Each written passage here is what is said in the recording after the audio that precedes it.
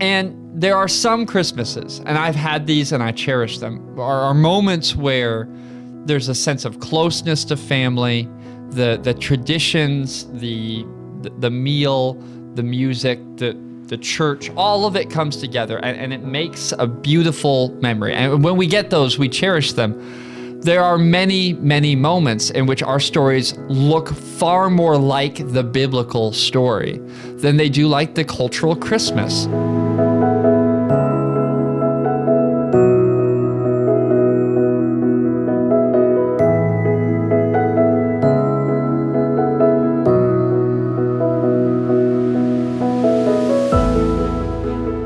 Friends, and welcome back to the Pastor Talk podcast. It is good to spend some time with you today as we explore a December topic. It is Christmas season as we are recording this, more technically Advent season. And, some churches in the middle of Christmas have begun having a service, sometimes called a Blue Christmas service, sometimes a worship service somewhat dedicated to being present with and explicit for people who are going through difficult times. Of course, we know that life doesn't stop in the Christmas season, and though our culture is full of these things like happiness and merriment and joy and all of these sort of popular kind of feel-good sayings, that life still happens and people still suffer loss and difficulty and grief and pain. And so there could be a real disconnect there this time of year. And some churches have spent time and attention, tried to have worship services that sort of speak to that and honor that experience. And Clint, leading up to this discussion, we're talking a little bit about what we might want to talk about with you this week. And, the conversation that came to me was, I think it might help us all to be reminded of how we get to Christmas as we now celebrate it culturally. I think that really does matter. And I think especially if you're joining us this season or at any season in the future, and this is for you a time where everyone around you is talking about being merry and bright, and your life feels dark and maybe quiet, then this is an opportunity for you to be reminded that the Christmas story, as the Bible gives it to us, the Christian Christmas story, is for you. And we're going to land on that as we move forward in this conversation. Stick around, because I think it's important that we remember that Christmas isn't all of the trappings. That Christmas is a real story of God breaking into the world, and that is for you, regardless of how you're experiencing Christmas this year. I think it's amazing when you stop and think, Michael, in our culture, it's just amazing how big Christmas is and what it represents. And so if you don't fit that mold of what we've kind of defined as the perfect Christmas, right? If you don't have children, or if you don't have children at home, or if you don't get to travel to be home, or if you've lost somebody, the idea that you don't fit into the kind of Christmas mold. And I think that's an important thing to think about. But I think, as you said, to back up and say, well, how did it get here? How did we get such expectations? How did we get such weight on this day that we supposedly celebrate the birth of Jesus, but also all of the stuff that goes with it? And you and I have joked through the years, you love most everything about Christmas. I'm a little more skeptical about a lot of Christmas. I do love Christmas, or at least the idea of Christmas, but so much of what goes with it, I just sometimes feel I feel kind of challenged by, and sometimes overwhelmed by, and sometimes I'm not the biggest fan of all the different aspects of Christmas. And so I recently did some reading of a book that kind of traced the history of Christmas, specifically through the lens of opposition to Christmas. And you may know this, but for centuries, the Christian church didn't have Christmas. Christmas was not a thing in the early church. There was no recognition. I mean, part of that may be obvious to you because there's nowhere in the scripture that it tells us when Jesus was born. But over time, the idea developed of celebrating the birth of Christ, and it was most often set kind of 9 months from the spring when Jesus was thought to have been crucified. And this tradition arose that Jesus would have been conceived and crucified and born at the same dates, on the same kind of seasonal dates. And so December 25th was a popular date as Christmas began to be celebrated in the first instances. Also, January 6th was an important date. December 23rd was a Christmas date for a while in some places. Through the years, eventually we landed on December 25th, though a significant portion of the church still celebrates January 6th as the more important day, but not in the Western world. That tends to be more true in the Eastern world, in the Orthodox world. I think what's surprising, at least what surprised me, was that Christmas was not particularly well received. Significant portions of the Christian church pushed back on the idea of Christmas as either idolatrous or even blasphemous. The idea that we assigned Jesus a birthday, the idea that we celebrated a birthday, the idea that we were doing something, highlighting something that wasn't in the Bible, that we were keeping a festival that isn't in Scripture. This was problematic for early Christians, and it took a long time for those concerns to go away. In fact, for a significant part of its early history, Christmas was downplayed by the church, and it was kind of grabbed by the culture. It happened during the winter solstice, so there's a kind of large pagan celebration. So already you have a season that lent itself to wildness, to drunkenness, to kind of acting out. It's the middle of winter, it's dark, those kind of things, and at least in significant parts of the world. And so Christmas was not particularly well thought of by Christians for a long time. I mentioned this in a sermon recently. In America, in Puritan America, Christmas was outlawed. The first generation to arrive on the shores of America made it illegal, as best they could, to celebrate Christmas. And I think that surprises people. Christmas has a far humbler origin than I think most of us imagine, given what it is now. Yeah, and correct me if I'm wrong on this. I believe part of the book you're referencing is right. Yeah, this is it. Christmas in the Crosshairs. So if you're interested in dialing in a little bit more on this, you might want to look into this book here. The only thing that I would say as an awareness for you, this is written by a historian. Yeah. It is very dense. Okay. And it is very thorough. It is not simply America. He goes into history throughout the world.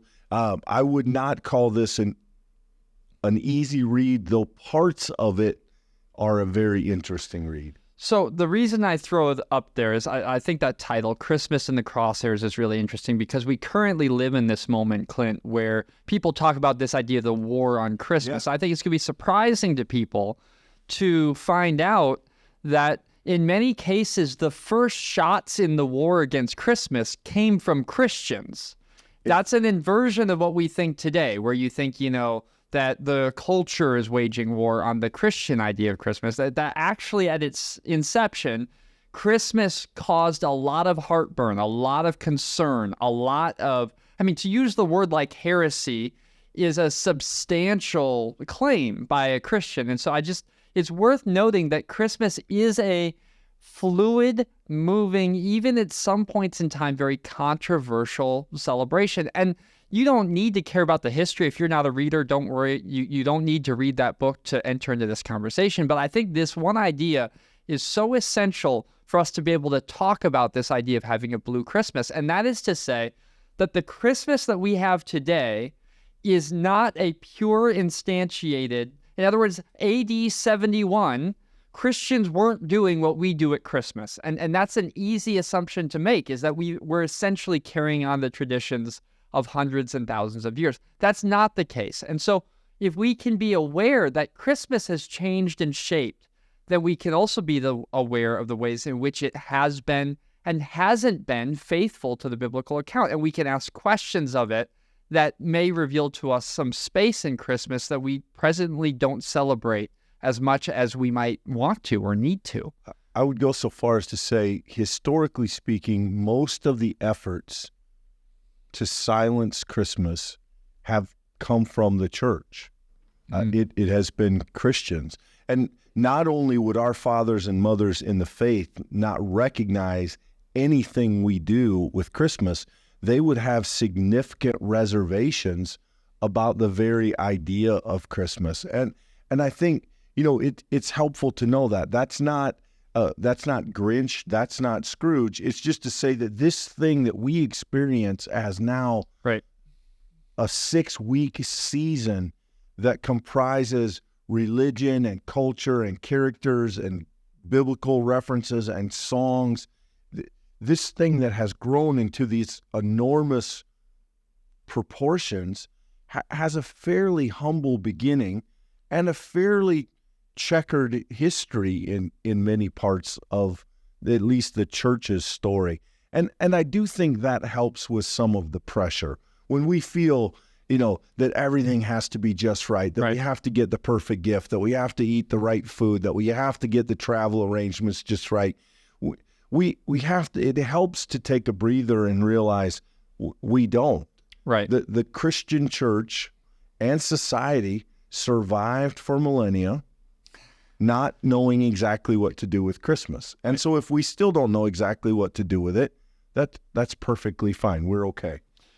I think an important point to come to as we talk about the difficult parts of Christmas is to first recognize some of the artificial good that has been injected into Christmas. And I was interested to learn, and I'd love if you would share with us a little bit about the artists and the poets and the people who took what was a rough Christmas and turned it into more of a family and sort of happy sort of season. Yeah, so in the early 1800s, particularly in the East, in a place like New York, Christmas was a day in which the tradition was for essentially gangs of people to roam the streets and to break into houses, to take things. There was some violence, there was a lot of theft, there was a lot of drinking.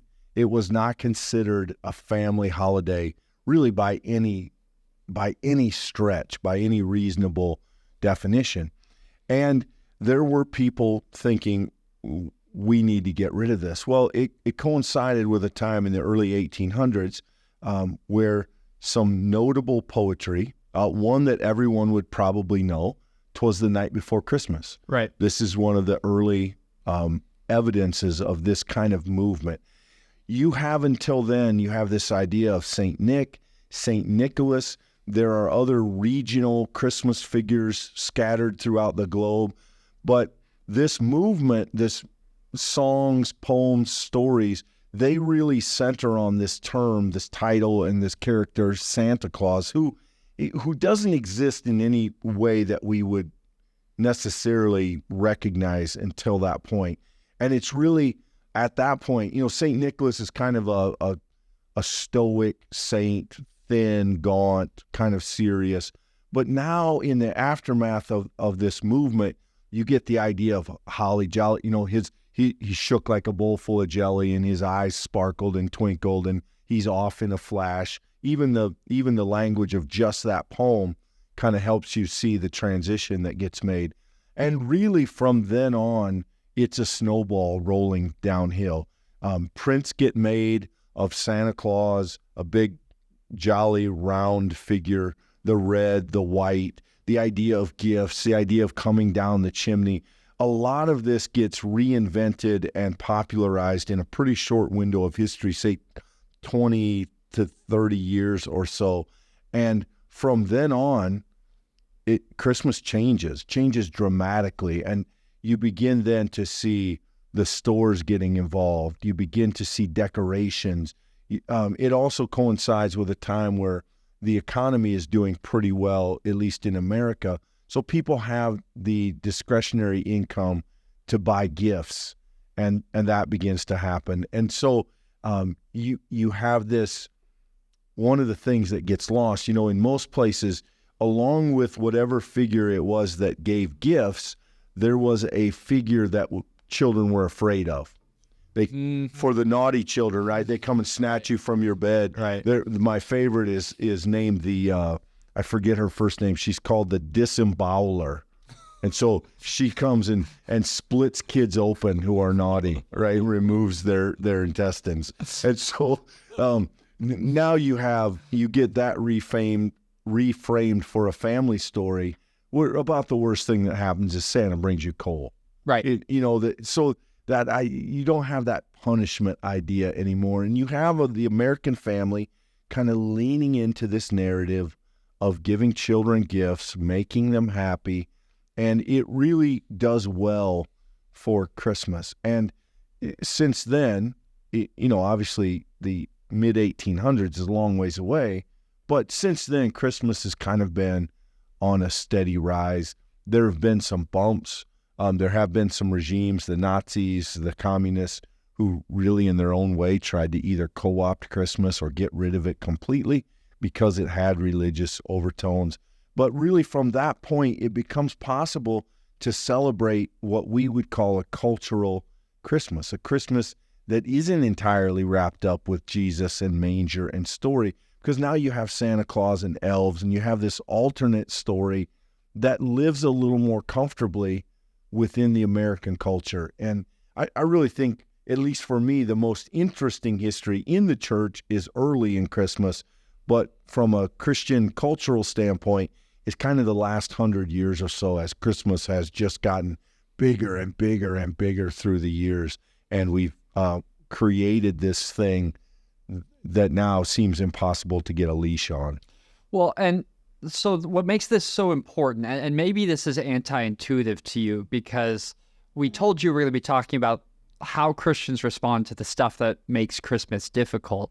And you think, well, this is a lot of history, but this is a critical turning point, because so much of what we think of as our cultural celebration of Christmas is rooted and embedded in some of these merry, bright, joyful, it all works out in the end kind of themes. Like, for instance, you think of a classic Christmas movie like White Christmas.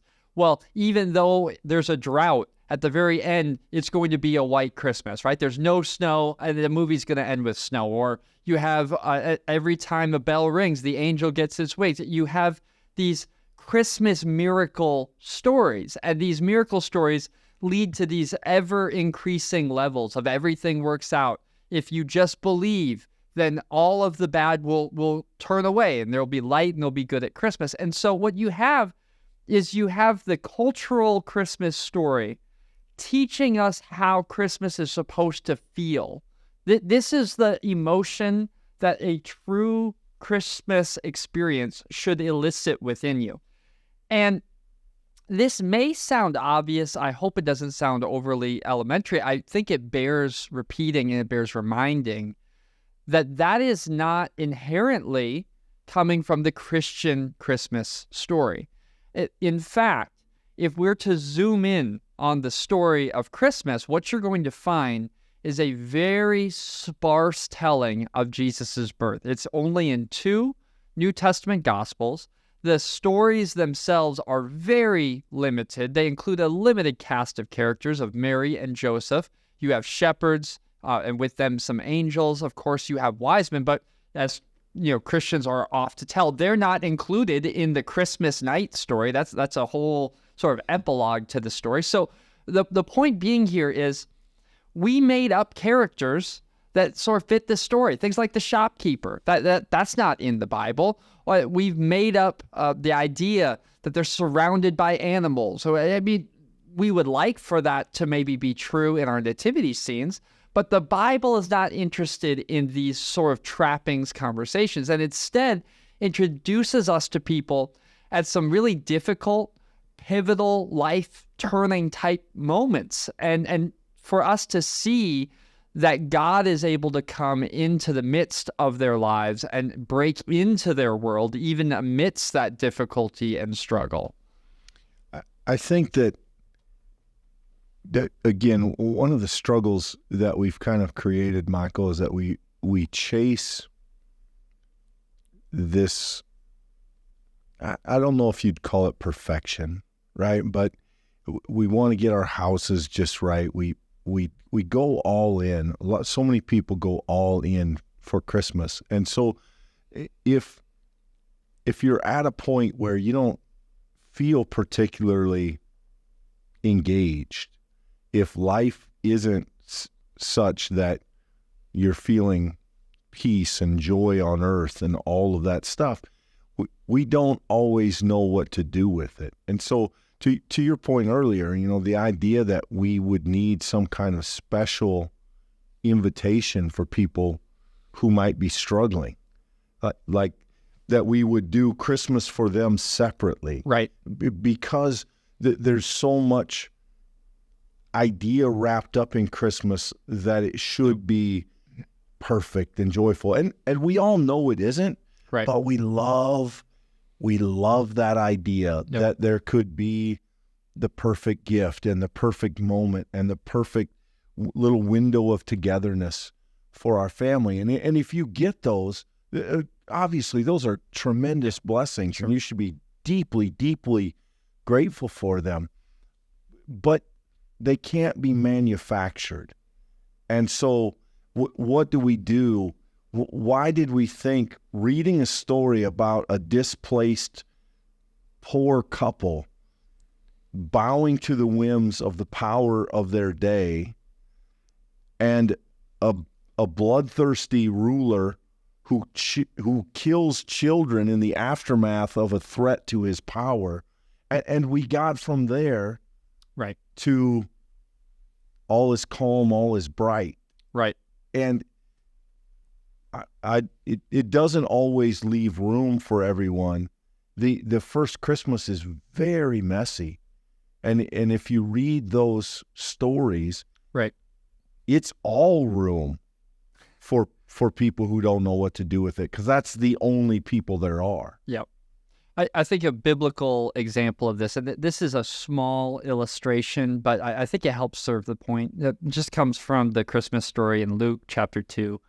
And, we have this song, Joy to the World, which if you've ever been in a full sanctuary and you've heard Joy to the World and you've got a loud instrument behind it and the congregation's singing because it's a well-known song, there's an energy, there's an enthusiasm, there's a joy to it, right? And look at Luke chapter 2 here. It says very simply that the angel of the Lord stands before the shepherds, glory of the Lord shines around them. The shepherds were, naturally, terrified. The angel says to them, do not be afraid, for see, I'm bringing you good news of great joy for all people. Isn't it interesting that the first joy to the world was reassurance for the terror? And so our lives are lived in rhythms and cycles. And there are some Christmases, and I've had these and I cherish them, are moments where there's a sense of closeness to family, the traditions, the meal, the music, the church, all of it comes together, and it makes a beautiful memory. And when we get those, we cherish them. There are many, many moments in which our stories look far more like the biblical story than they do like the cultural Christmas story. Moments of doubt, moments of fear. We both know, and we've been with church people who have lost loved ones right before Christmas. We've been with people who Christmas is the moment in which their financial lives dropped out from under them and their job is gone and they have no clue what's going to come next. And in those moments, that feeling of terror, the reassurance of joy to the world, there's good news of great joy that the Savior has come. That's a radically different story than if you've been good all year, then you get presents and you get to eat lots of food and spend time making memories doing the same thing you did last year with your family. We have to be able to parse between these things, because I think it's ironic to me, Clint, that people would come to a Christian church and that they would feel like they would need to go to a different service that would represent their experience. Because the biblical story is that Jesus Christ invaded the world. God took on flesh so that God himself would know humanity to our fullest, that God would come into the darkness, that God would bring light into the place where light was not before. And so this idea, people should come to our sanctuaries every Sunday to be reminded that the good news is for them regardless of what their experience is. And so this word is for those of you who may find Christmas to be maybe a burden. Maybe Christmas is hanging over you. Maybe you're trying to work yourself up to get to what you think Christmas should be. And I think at this point in the conversation, I would encourage you that maybe this is a good year to return to the Christmas stories of the Bible and to look into the life of Mary, for instance, who is told that her entire life is going to be disrupted. And she responds with faith. She says, let it be done. And that may be your invitation this Christmas, is to invite God in your own life, to be open to God and say, Lord, let it be done. Well, may your will be done in my life. That's an incredible testament of faith from a very young woman. And that is what Christmas is about. It's about God bringing good news into dark places, God disrupting the things that we thought we knew for something even better. And we're going to miss that if we inject a need that we've been given to make Christmas feel or think or act in a particular way, because we're by definition going to be caught up in that stuff rather than what God is doing in Jesus Christ. The Christmas stories, you all may know this, are basically found in two places in the Bible, Matthew and Luke. And the most commonly repeated phrase among the two versions of the story is, be not afraid. Don't be afraid. That's the most common greeting to all the people of Christmas. God keeps showing up to announce this good news, and people keep reacting with fear. And so the reassurance of Christmas starts off, be not afraid. And, you know, that's telling, because that's the fundamental problem that Christmas seeks to solve. It is fear, is unsettledness, is disconnect. And as wonderful as our cultural Christmas is, as fun as Santa Claus and stockings and lights and gifts and tinsel and all the rest, as wonderful as that stuff can be, it doesn't mind the depths of human experience enough to be able to say to us in our moments of fear, don't be afraid, that God is here, that God is at work, that Christ has come, that there's a child born to all, great joy for all people. And, you know, this needs to be, and it needs to continue to be, the foundation and the cornerstone of Christmas for Christians. Sometimes the church has fought itself over Christmas. Lately, we've been fighting the world over Christmas a lot, and some of that's fair. The world has co-opted a lot of our story. But if we stick to the heart of it, Christmas is a reassurance that God is at work. And so if you find yourself in a Christmas season struggling with life, you're not the first. And the idea that we need to sort of have separate experiences of Christmas for those who things are going great and for those whom for things, you know, aren't going well. I understand what churches try to do with Blue Christmas, Michael, and I respect it, and I understand. I mean, I certainly feel like I know a little something about a Blue Christmas kind of season, but I think what it unfortunately communicates is the same thing that people feel, that there's not room for me in quote unquote real Christmas. And we're here to tell you, and the scripture certainly tells you, that it is exactly the opposite. Yeah. That Christmas is big enough for all of our life experience. And if it's ever communicated that it isn't from the church, then we have failed to do it well. The church has failed to communicate that, yes, candy canes and sprinkles and all the rest, hot chocolate, that's all good. But sometimes there are tears and struggles and loneliness at Christmas, and Christmas is about that too. In fact, that's where it starts. That's its origin. And so I think we need to do better than, hey, join us on this particular day, and that's where we'll really lean into the hard parts of Christmas. It needs to be a part of the human story because it's a part of the divine story. There's this deep feeling, I think, that Christmas needs to connect us to something timeless. And I'll not go long down this road, but I was reflecting with Clint before recording here. It strikes me, the cultural Christmas stuff that I turn to this time of year, this is literally the only time of year I listen to Bing Crosby or Frank Sinatra. I don't mind their voices, but that's the only songs I listen to. It's the only time of year I watch black and white movies. It's a fascinating sort of moment in time that has captured my attention of Christmas, and these are the things that I make part of it. And I'm not going to lie to you, I like them. I like doing it. It's a fun part of the celebration for me. That said, that's not Christmas as it is.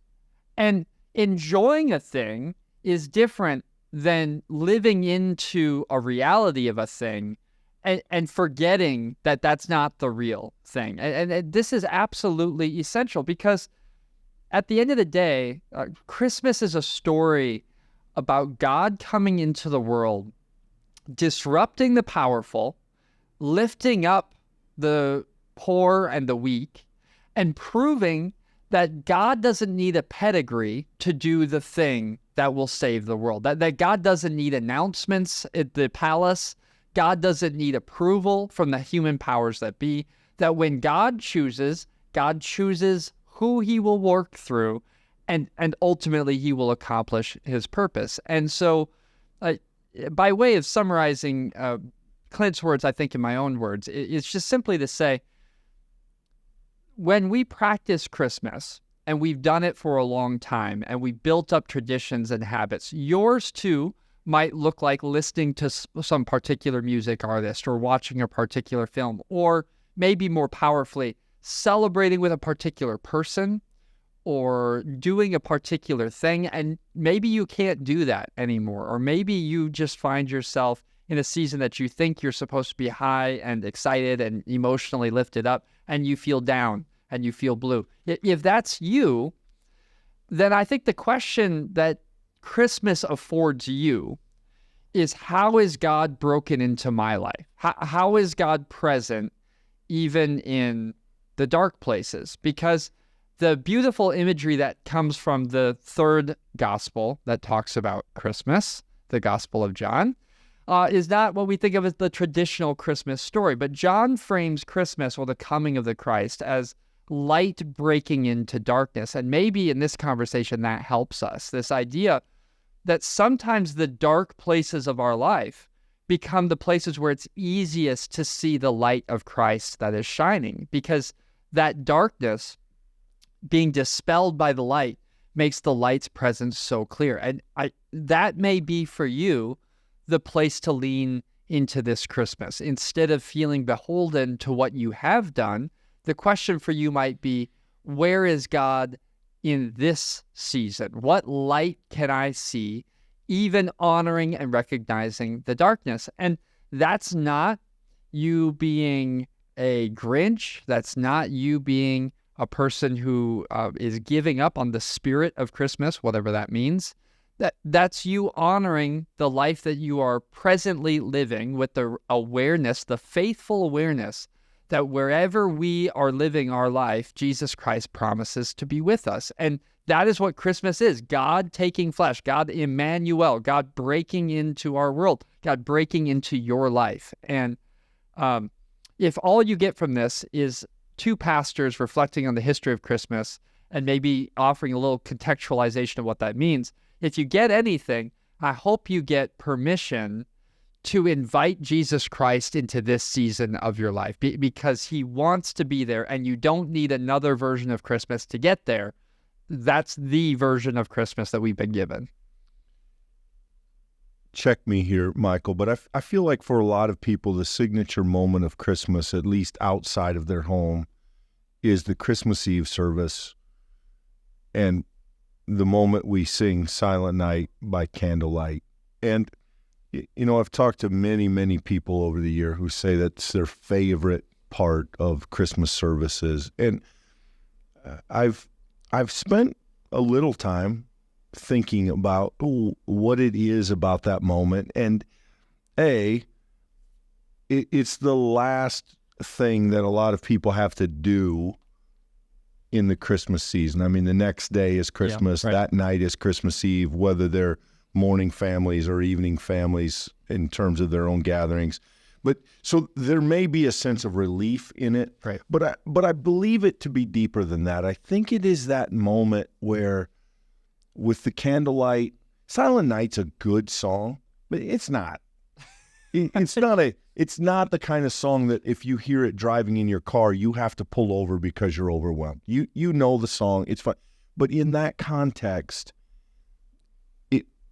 it feels like the closest approximation I think many of us get to peace, to a moment of light in the darkness, of the noise going away, and the idea that there is something represented by the candlelight that is pure, that is true, that is sacred, might even say holy. Having said that, we now start Christmas, culturally speaking, somewhere out around mid-November. I saw Christmas candy and Halloween candy sharing shelves. So we now have, I'm going to be conservative and say a 6-week run-up. That's conservative. If in 6 weeks of Christmas stuff and 4 weeks of hardcore Christmas stuff. Hardcore Christmas. If the minute and a half of Silent Night Yeah. is the only moment you felt some connection to the comfort and stillness and peace of the season, I'm glad you did.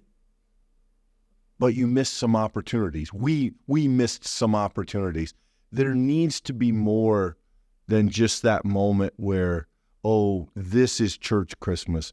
Church Christmas needs to work its way into all the rest of our Christmas. And I don't mean to replace it. I'm not one of those war on Christmas, down with all of it. It gets a little bit much for me, and I've admitted that a lot.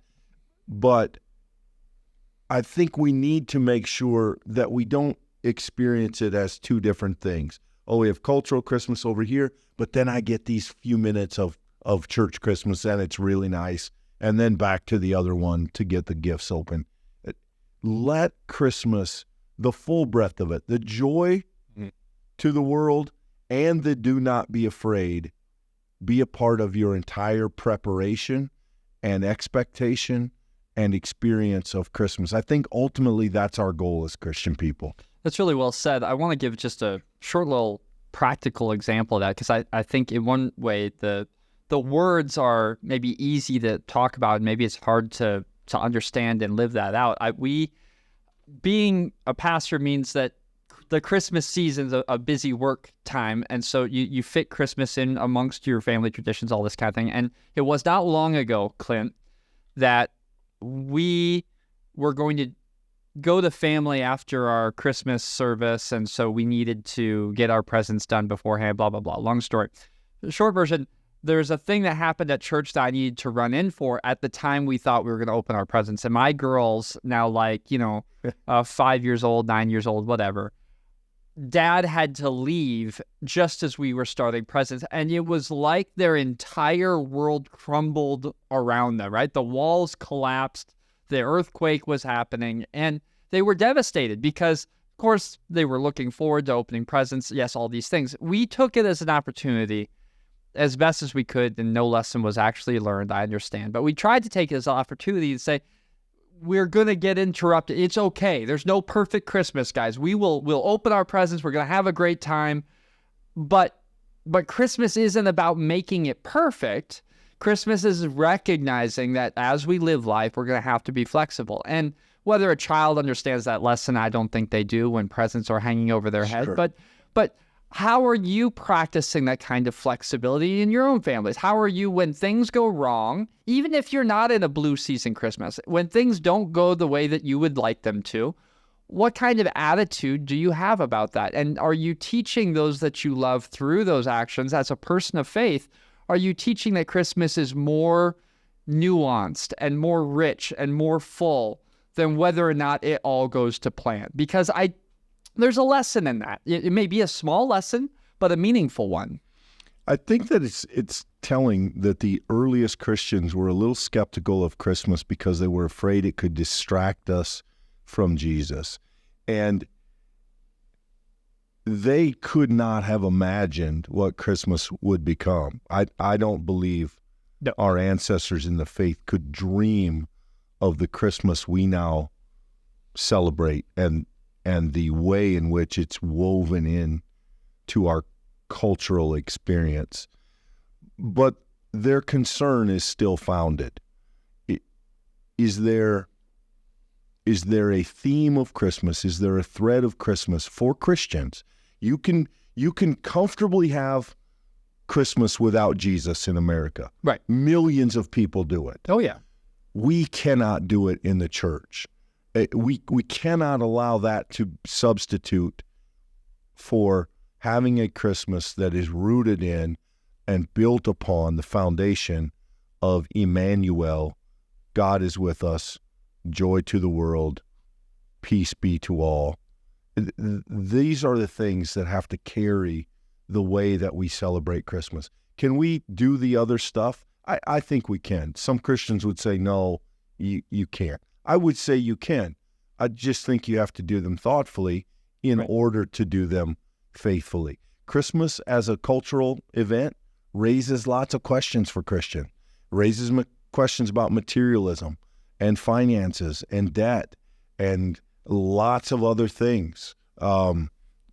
But those, I think, can be navigated. I think we can do that well. What we can't do is let the world set our Christmas agenda for us. And whether things are going well, great for you, all is great, wonderful, be thankful, or whether things are a struggle, there is still the promise of Christmas for you and the promise of peace, joy, love, comfort, and strength found in it. That's interesting that you end in that place, because I remind you that Christians have a word that we use. It's shorthand that describes the idea of the good news. Remember that good news that the angels proclaim. We call it the gospel. And so Christmas is the first telling of the gospel, the good news that God has come. And so I simply repeat, no matter how you find this conversation today or how you might find it in the future, may you know the good news that God has come into the world and that has been the inflection point of all time. No matter what season you find yourself in today, tomorrow, or eternity to come, that is the God who has chosen to break into the world to save you and to be with you in the midst of all of it. So take hope in that. Find in that strength and courage and an opportunity, an invitation to faith. And we sincerely hope that that will be a part of your experience of Christmas this year. Absolutely. Merry Christmas. Thanks for listening. And we enjoy having the opportunity to have these conversations with you and hope that they're helpful.